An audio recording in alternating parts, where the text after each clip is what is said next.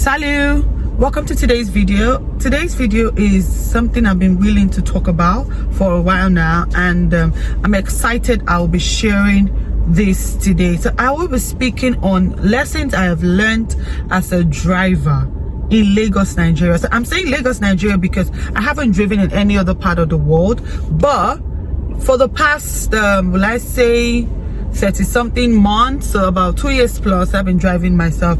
I have learned a couple of lessons I can actually implement in my everyday life, and I see reasons why we should do certain things. Now, when you have a car, right, you realize the windscreen is actually the biggest glass, apart from the back. Now I'm talking about the front, the biggest glass you'll find. Yeah, it's bigger than the rear view mirror, it's bigger than the side mirrors. Now, why do you have the windscreen so wide? In my opinion, the windscreen is wide enough for you to focus on what's ahead of you. That means in life, all you have to do is focus on what's ahead of you, focus on your tomorrow, focus on what you have ahead of you. That means in life, all you have to do is just focus on what's in front and ignore what's at the back. The rear view mirror is pretty important as well, but it's so little because you do not need to focus on what's behind. You don't need to focus on your past. You don't need to focus on your past experiences, your past lessons, your old lifestyle, everything, right? All you need to do is focus on what's in front. Yes, you need to look back once in a while to see how close the cars are coming if you're driving, and also even in life you need to look back once in a while to see your mistakes and all of that, to learn from them, but not to dwell there, right? So you need the rear view mirror, but you need it as little as possible so it doesn't take away your attention for what's in front because you're busy staring at the back. You know why? Because when you focus so much on what's behind you, you might end up having an accident. If I keep staring into my rear view mirror now and I'm driving on high speed, for example, I might bash on somebody that's in front, and that's an accident already. But then I look at it once in a while just to see how close it is, other cars are rather, to see how close, or if I'm actually doing stuff and I feel like, oh, okay, these are like patterns, this is how I made the last mistake I made. I look through my rear view mirror, I look at my past elite, and I'm like, no, we're not going to do this anymore. We're not going to apply the same strategy. We're not going to do it the same way we did it. You know why? You can't put a new wine in an old wine skin. It's going to bust open. So you have the rear view mirror tiny enough just for you to have a glimpse of the past and just like, okay, let me just peep at it and see things I didn't do right. But the windscreen is wide enough for you to focus on tomorrow. Now, why do you have the side mirrors? The side mirrors are like your distractions. You see what's on your left, you see what's on your right, you see who is coming close, who is too close. You even use it to navigate, right? Oh, you check, okay, is it okay for me to turn left now? Do I have a car really close? Is it okay for me to turn right? These are like your distractions in life, yes? You would hear naysayers from the left, from the right. You would have people applauding you from the left and the right. But these mirrors are not as wide as the windscreen because you can't compete with what you have in front. Looking at distractions, you won't focus on what you have in front. Listening to too many applauds, you won't focus on what you have in front. Yes, let the applauds get to you. Let them melt your heart and give you a reason to move on. Let the criticisms get to you. Listen to them, but do not live in them. Do not live your life based on what people are saying or what people will say. You have a lot of people cheering you on. Let that motivate you to do more. You have a lot of people criticizing you or downplaying your efforts. Let that give you reasons to step higher, to go forward. That's why you have the side view side mirrors here. These are mirrors that tell you, okay, these things appear closer, you know, a vehicle is coming, or somebody is even behind you, there's a car so close, it's not good for you to turn left now. These are things that help you become a better driver. And then how you have the steering, for me, they're like your vision board, your mood board, your goals, things that this is what controls your life. Yeah, in as much as the steering is controlling your life, my darlings, your brake and accelerator are also controlling your speed. Now, they work hand in hand. So I would say your steering, your brake and acceleration, they are like your determination, your patience and consistency, your persistence. They all sound alike, but trust me, they're different things. You need to be determined to be focused, because if you're not determined, you can't be focused, right? And even when you want to be determined, you need to be consistent for your determination to show. If you're not consistent, we can't tell if you're determined or not. And you need to be persistent, because there are times where you need to persevere. There are times where you're consistent, you're determined, and it looks like nothing is working. You need to endure it.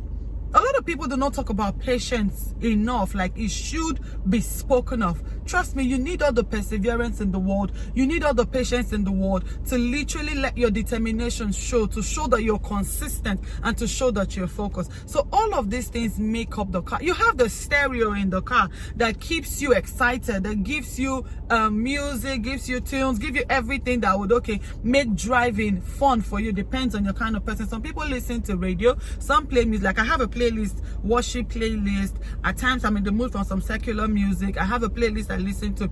It makes my driving fun. There are times I want to go on very high speed. Trust me, I literally increase the music and it looks like I'm having a party in my car.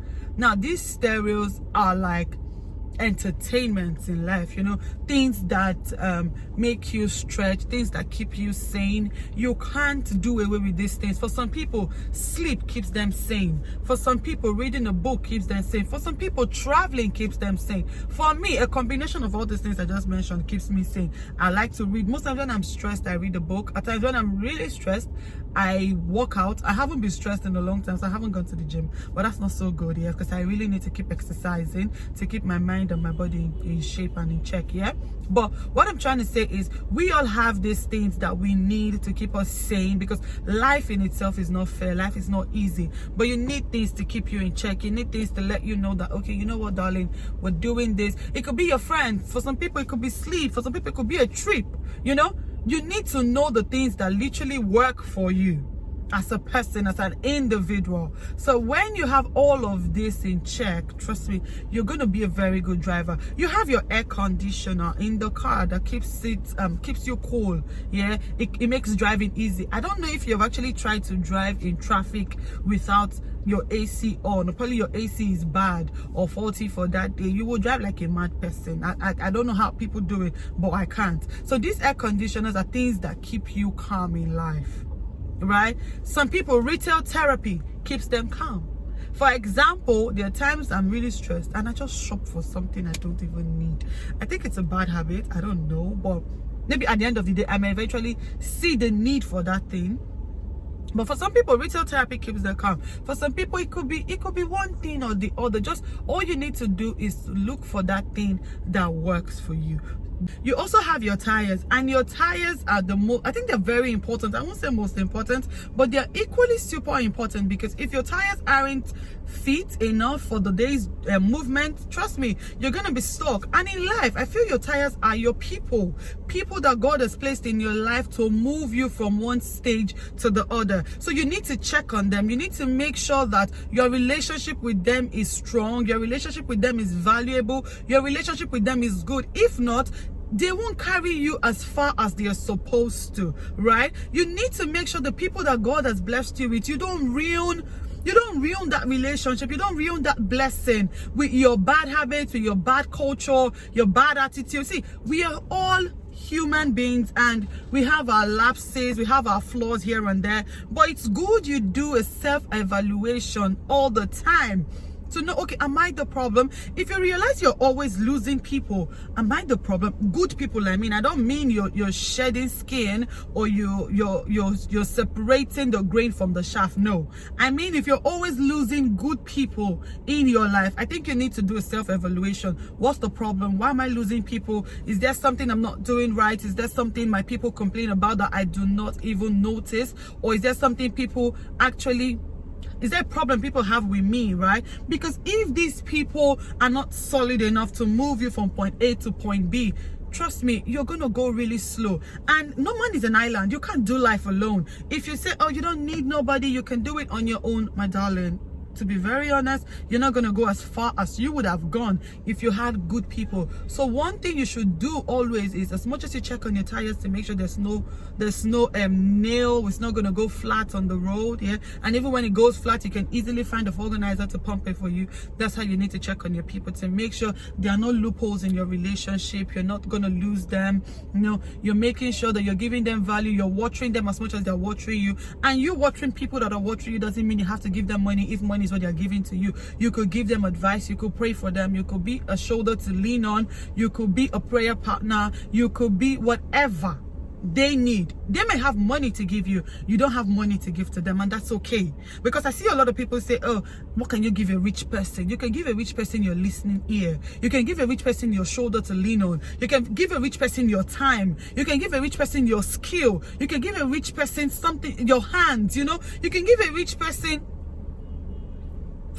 different things. I don't know, the list is endless, to be honest. It's not only money you can offer people. These people could have been placed in your life to give you financial breakthrough that will take you from one stage to the other. Those are your financial tires. Yeah, there are a lot of people that come into your life as your burden bearers. Oh my God, they literally take your burden and put on their shoulders, and they say to themselves, until this person is solid, I'm not leaving. Now imagine you do not know that this is my burden bearer. You end up ruining the relationship you have with these people. Then tomorrow you don't have anybody to make your life easy, and you're crying, oh my God, I don't have anybody making life easy for me. That's because you do not know that you're not checking your tires enough, right? And you have your engine. I feel your engine in the car is your brain. I feel it's your mind, because your brain and your mind consist of a whole lot. The engine has the part where you put water, the part where you put, I don't really know the names, the color of these things, to be honest. I am one driver that is very lazy, and I'm spoiled. Yeah, God has blessed me with people that handle my car issues whenever it breaks down. I have friends I can just call when my car breaks down in the middle of the road, anywhere, even in the middle of the night, and they're gonna come through. And I thank God for giving me such solid tires in human form, yeah, to literally carry my vehicle from one point to the other. Now, I was talking about the brain and the mind. I see that as the engine. It comprises of a lot of parts, a lot of things, where you need to check on the oil, you need to check on the water, you need to check everything, you know, check everything, your oil gauge, there's something they call, there's this thing that has fuses, the fuse box, because everything will make sure the car works well. So that's how you need to check on your mind. Garbage in, garbage out. If you feed your mind and your brain cells with negativity, darling, trust me, you're going to exude so much negativity. But if you feed your mind, you feed your brain cells with a lot of positivity, a lot of positive news, a lot of positive vibes, a lot of grace, a lot of gratitude, a lot of appreciation, my darling, you are definitely going to exude a lot of positivity. Sylvia as a person is never going to be negative. When I'm broke, when I'm rich, I'm the same person. When I don't have money, when I have money, I'm the same person. Even when I'm sick, I'm still cracking jokes. Except this mouth cannot open. That's the only time I'm going to say something that's not going to make you laugh. So I already understand that if I feed my life with a lot of negativity, right, I am going to exude so much negativity that will end up chasing away the blessings and the good people that God has blessed me with. And I don't want to do that. You know why? I don't want to roll on 3 tires when I'm supposed to roll on 4. I don't want to chase away any person that God has actually placed in my life as a form of making my life easy. No. If you're a grain in my life and I need to separate the grain from the chaff, I do not hesitate to cut off. All right, thank you for listening to my video. Let me know what you think about these points I've made in the comment section. Do not forget to share, like, drop a comment, and if you're new here, sweetheart, please ensure you're subscribed. And if you're an oldie, thank you for sticking with me. Until next time, I remain your soon-to-be virtual bestie. Bye, yeah.